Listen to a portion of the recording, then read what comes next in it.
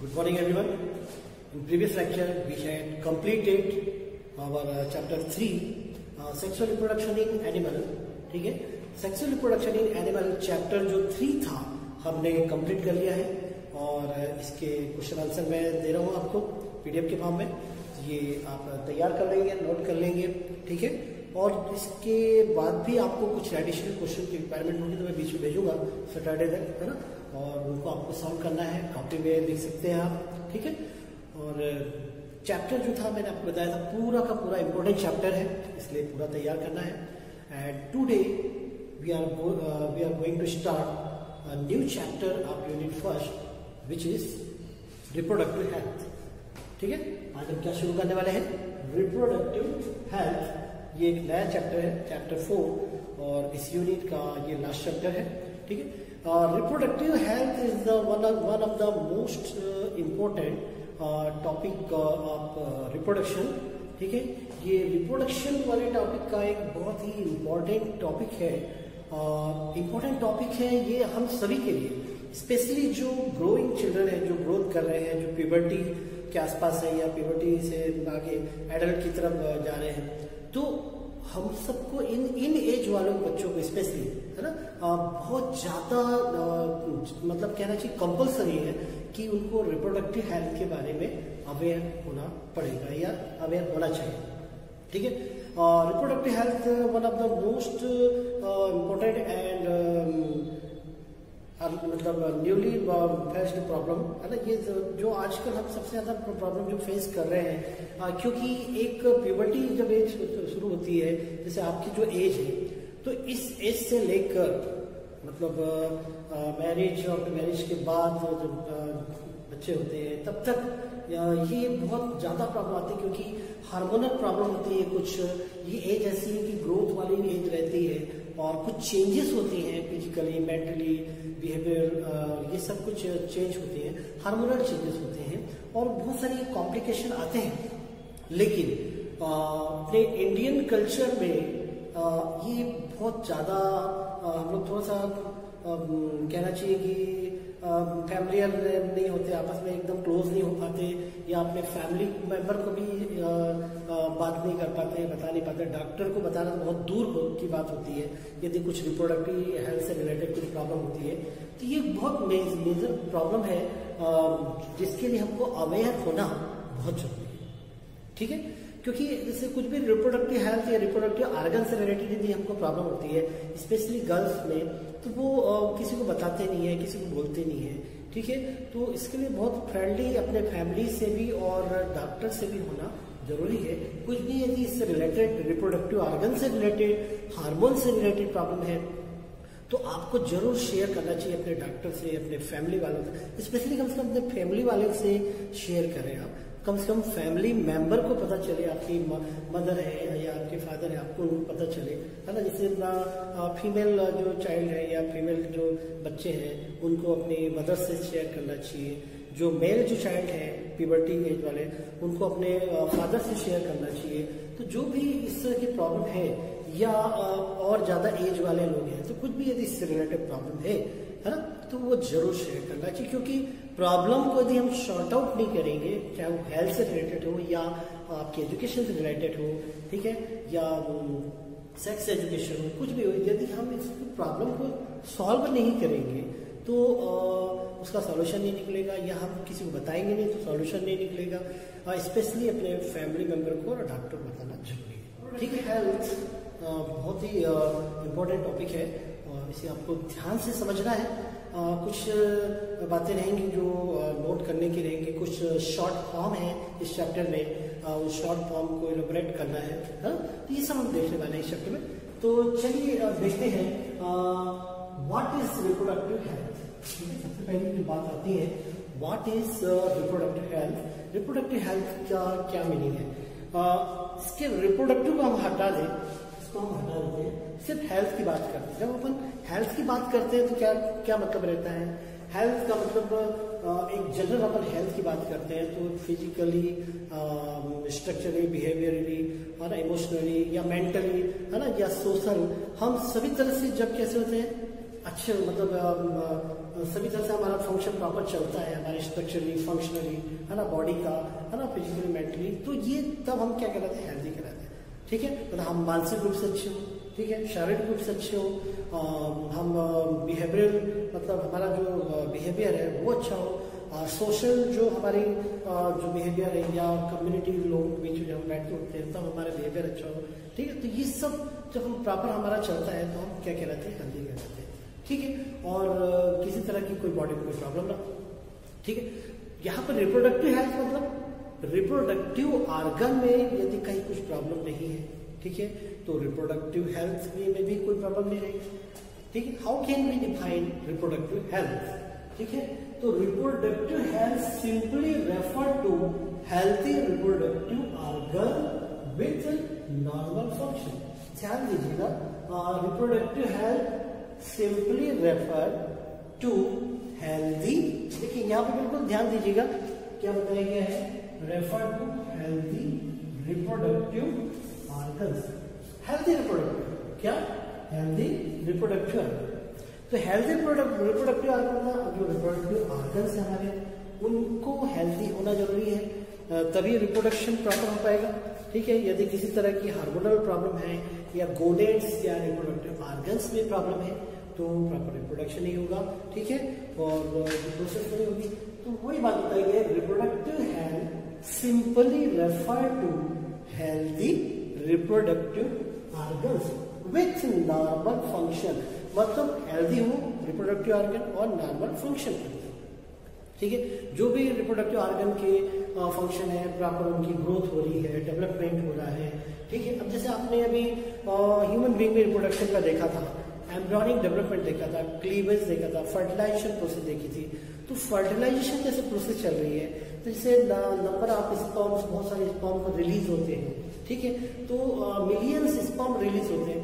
Suppose वहां पे आपकी जो टेस्टिस है, टेस्टिस जो सेमिनिफेरस ट्यूबुल्स है वो प्रॉपर वर्क नहीं कर रही है, या फीमेल में ओवेरी है, ओवेरी से ओवम का फॉर्मेशन हो रहा है तो ओवम का फॉर्मेशन प्रॉपर नहीं हो रहा है। ठीक है, या ओवम का फॉर्मेशन नहीं हो रहा है। ठीक है, चलिए अब जैसे आपने देखा था ग्राफियन फॉलिकल का डेवलपमेंट देखा था। ठीक है, तो ग्राफियन फॉलिकल का जो डेवलपमेंट हो रहा था, तो जब ग्राफियन फॉलिकल का डेवलपमेंट आपने देखा था कुछ हार्मोन वहां पे एक्ट कर रहे थे।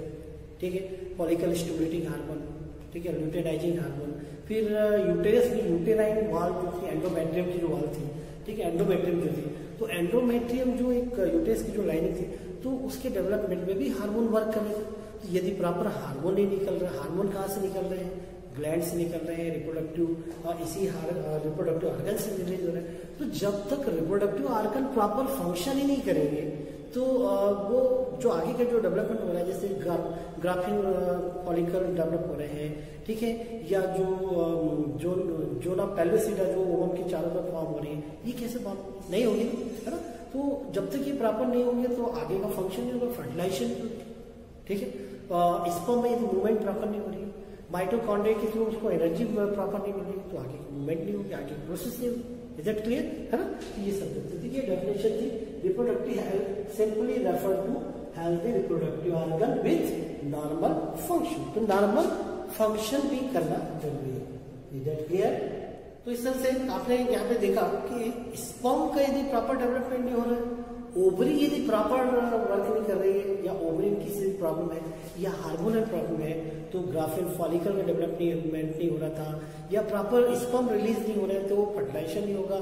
फिर आगे जैसे क्लीवेज होती है, तो क्लीवेज में भी आगे की प्रोसेस जो होगी वो तभी होगी जब ये सभी रिप्रोडक्टिव ऑर्गन या हार्मोन्स या हार्मोनल सिस्टम है वो प्रॉपर वर्क कर रहे हैं। ठीक है, और ये रिप्रोडक्टिव जो हार्मोन है कहाँ से निकल रहे हैं, रिलीज हो रहे हैं, they are released from reproductive organ. तो reproductive organs, healthy reproductive organs with normal function, healthy भी होना चाहिए और normal function भी होना चाहिए। यहाँ तक आपको समझ में आ गया।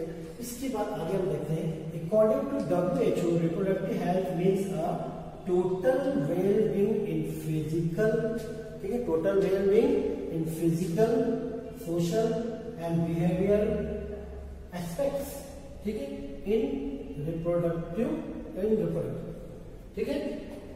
मतलब जब हम हेल्थ की बात करते हैं, जब हम हेल्थ की बात करते हैं इसमें क्या क्या आते हैं, फिजिकल हेल्थ आती है, फिजिकल हेल्थ, ठीक है, और क्या सोशल हेल्थ आती है, ठीक है, और क्या आती है, और तीसरी क्या आती है, मेंटल या बिहेवियर, इमोशनल हो सकते हैं, इमोशनल बिहेवियरल, ठीक है। जब हम हेल्थ की बात करते हैं, ठीक है, देखिए आपको मालूम है WHO जो है हेल्थ रिलेटेड एक बहुत ही बड़ी एक ऑर्गेनाइजेशन है, वर्ल्ड हेल्थ ऑर्गेनाइजेशन जिसको बोलते हैं, वर्ल्ड वाइड देखिए एक हेल्थ से रिलेटेड एक ऑर्गेनाइजेशन है WHO, जिनेवा में इसका ऑफिस है ना। तो ये जो WHO है ये हमेशा से हेल्थ से रिलेटेड वर्क करता रहता है, करता आया है, करता रहता है। आपने देखा होगा कई बार शिविर लगे रहते हैं, देखा आपने शिविर लगा रहता है। तो शिविर में क्या रहता है, शिविर में जैसे कुछ भी हेल्थ से रिलेटेड प्रॉब्लम है तो उस हेल्थ से रिलेटेड प्रॉब्लम को उसकी क्योर के लिए, उसको पूरा कंप्लीट उसको डिस्ट्रॉय करने के लिए या रूटलेस करने के लिए उसमें कार्यक्रम चलाए जाते हैं। जैसे बीच में पोलियो से रिलेटेड कार्यक्रम चलाए गए थे, पोलियो ड्रॉप के कार्यक्रम हमेशा साल में 2-3 बार हो जाते थे, पोलियो ड्रॉप पिलाई जाती थी, है ना। तो अभी कोरोना वायरस पे भी काम चल रहा है, लेकिन मुझे लगता है साल भर लग जाएगा इसके लिए वैक्सीन तैयार होने में, है ना।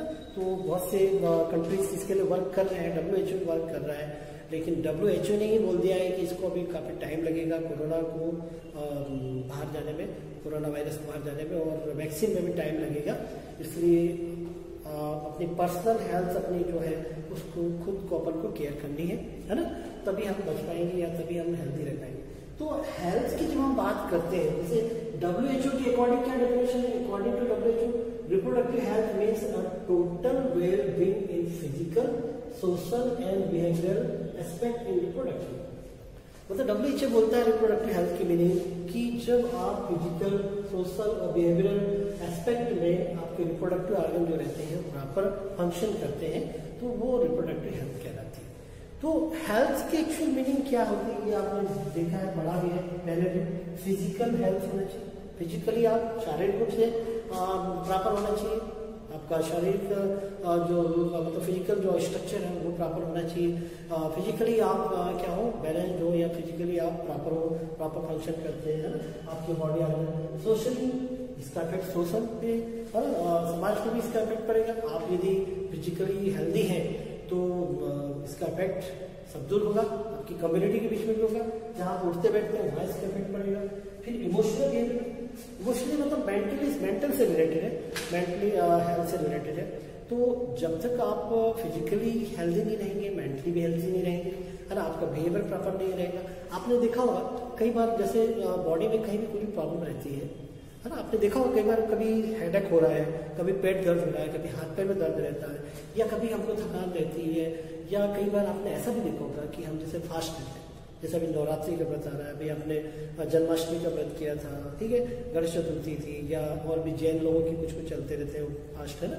तो जब हम फास्ट रहते हैं प्रॉपर हमको डाइट नहीं मिलती, प्रॉपर डाइट नहीं मिलती, मतलब प्रॉपर एनर्जी जो हमारी स्टोर एनर्जी है ग्लाइकोजन के फॉर्म में जो लीवर में रहती है वो उस समय तक चलती है, उसके बाद फिर फिनिश हो जाती है, यूज अप हो जाती है, एडीपी से एएमपी में कन्वर्ट होकर वो यूज हो जाती है, यूटिलाइज हो जाती है। तो जब तक वो रहेगी तब तक हमको एनर्जी मिलती रहती है, लेकिन जब एनर्जी फिनिश हो जाएगी तो फिर क्योंकि हमने खाना लिया नहीं तो हम उस समय हेल्थी, मतलब मेंटली भी हम हेल्थी अपने आप को फील नहीं करते, प्रॉपर फंक्शन नहीं कर पाते, किसी चीज में मन नहीं लगता है, या हमको सपोज हेडेक हो रहा है, होता है कई बार, है ना, हेडेक हो रहा है या पेट दुख रहा है, तो आपका किसी भी चीज में मन नहीं लगेगा, ना पढ़ने मन लगेगा, ना कहीं घूमने जाने में, ना कोई कुछ अच्छी चीज खाने के लिए दे रहा है उसमें मन नहीं लगेगा, होता है ऐसा। तो वैसे रिप्रोडक्टिव हेल्थ में भी मेंटली बिहेवियर या इमोशनल बिहेवियर भी इफेक्ट करता है, और फिजिकल, सोशल और इमोशनली आप या मेंटली क्या होना चाहिए, प्रॉपर फंक्शनल होना चाहिए, तभी हम क्या कहलाएंगे, हेल्दी कहलाएंगे। तो रिप्रोडक्टिव ऑर्गन्स में भी ये सब चीजें अप्लाई की होती हैं, और आप सभी तरह से रिप्रोडक्टिव ऑर्गन प्रॉपर फंक्शन करेंगे तभी रिप्रोडक्टिव हेल्थ मानी जाएगी, हेल्दी मानी जाएगी। यहाँ तक आपको समझ आ गया, आगे देखते हैं, ठीक है।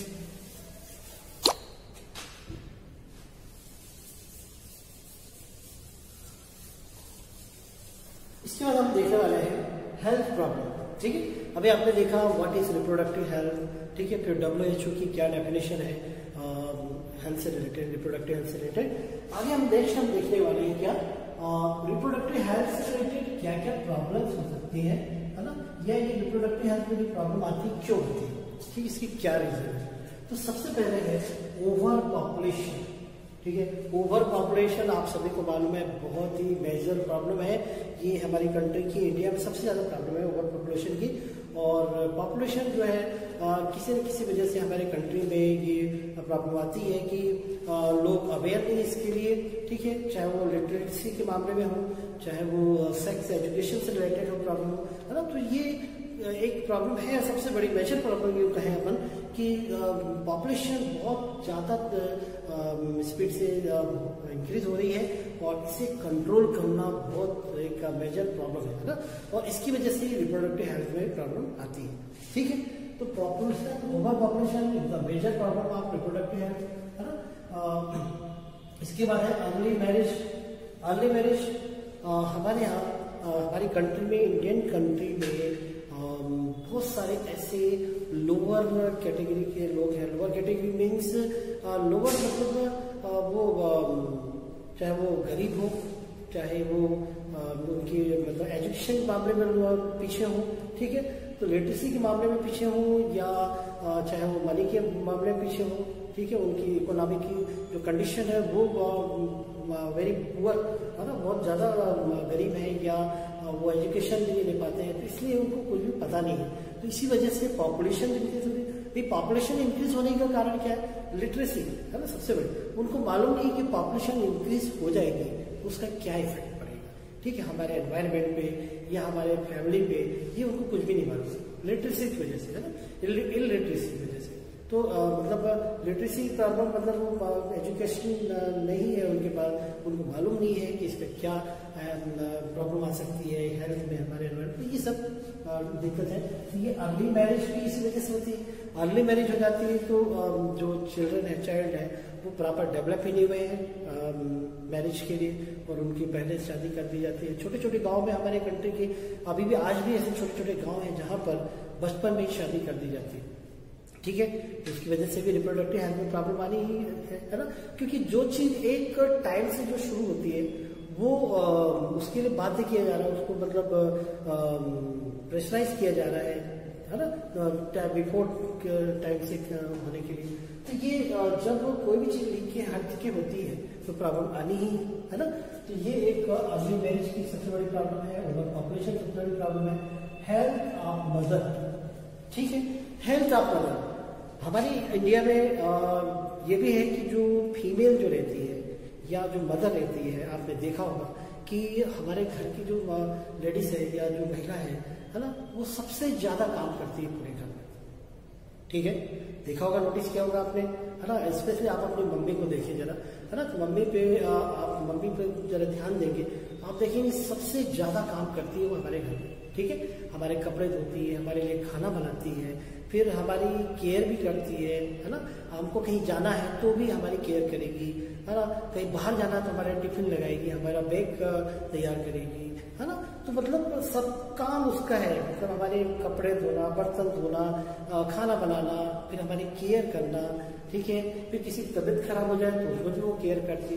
तो इन सब कामों में क्या होता है कि वो अपने खुद की हेल्थ पे ध्यान नहीं दे पाती, है ना। इसलिए फीमेल एक एज के बाद, जो ऐसी फीमेल या हमारी जो मदर है वो यदि हाउस वाइफ है तो मतलब वो घर का काम में ही इतनी बिजी रहती है कि अपने खुद की काम, खुद के बॉडी पे या हेल्थ पे ध्यान ही नहीं पाती। तो हेल्थ प्रॉब्लम उसको आती है, साथ ही रिप्रोडक्टिव हेल्थ में भी प्रॉब्लम आती है, क्योंकि वो पूरे अपनी बॉडी केयर कर ही नहीं रही, है ना, हो ही नहीं पाती, टाइम ही नहीं मिलता बेचारी को, है ना।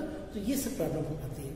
तो स्पेशली हमारे यहाँ मदर की हेल्थ की केयर करना बहुत जरूरी है, हमें भी और उसे स्वयं भी, है ना, उसे सेल्फ, है ना। क्योंकि सबसे पहले तो अपने आप को, खुद को हेल्दी रखना जरूरी है।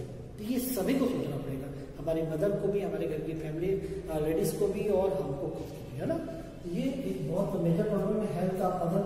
इसका डिफॉर्मिटीज डिफॉर्मिटीज का मतलब होता है कि बहुत सारी छोटी छोटी ऐसी प्रॉब्लम आती है हमारे जैसे रिप्रोडक्टिव ऑर्गन्स है, कहीं ना कहीं कुछ प्रॉब्लम्स आती है, प्रॉपर कभी कुछ टाइम से कुछ चीज़ हो नहीं रही है, प्रॉपर टाइम से हार्मोन नहीं सीक्रेट हो रहा है, या कभी कभी क्या होता है बॉडी का स्ट्रक्चर, मैकेनिकल स्ट्रक्चर भी कभी कभी क्या होता है साइज में छोटे होते हैं या बड़े होते हैं, या कुछ अर्लियर होते हैं या बाद में होते हैं, है ना, जो टाइम से जो होनी चाहिए जो काम वो नहीं होता है, तो उसके कारण भी ये इस तरह की डिफॉर्मिटीज हो सकती है, मेल फीमेल दोनों हो सकती है। इसके बाद maternal mortality rate MMR, maternal mortality rate का मतलब क्या होता है, जो फीमेल, मैटरनल का मतलब क्या होता है फीमेल से रिलेटेड है ना, मोर्टेलिटी मतलब डेथ रेट, तो मैटरनल मतलब फीमेल डेथ रेट जो है, एंड इन्फेंट मोर्टेलिटी रेट, जब क्या होगा यहाँ पे मदर में की हेल्थ की प्रॉब्लम है, अर्ली मैरिज हो रही है, ठीक है, ओवर पॉपुलेशन हो रहा है, और इस वजह से क्या होगी डिफॉर्मिटीज होगी,